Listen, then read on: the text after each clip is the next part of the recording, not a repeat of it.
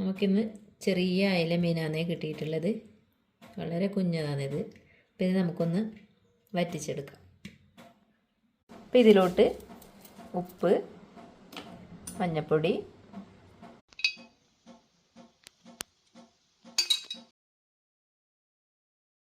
ഇതൊന്ന് just mix ചെയ്യാം.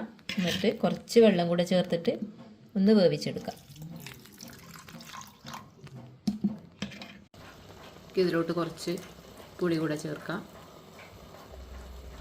അപ്പോൾ ഇതിലോട്ട് നമുക്ക് ചതച്ച് വെച്ച വെളുത്തുള്ളിയും കറിവേപ്പിലയും തേങ്ങയും കൂടെ ചേർക്കാം.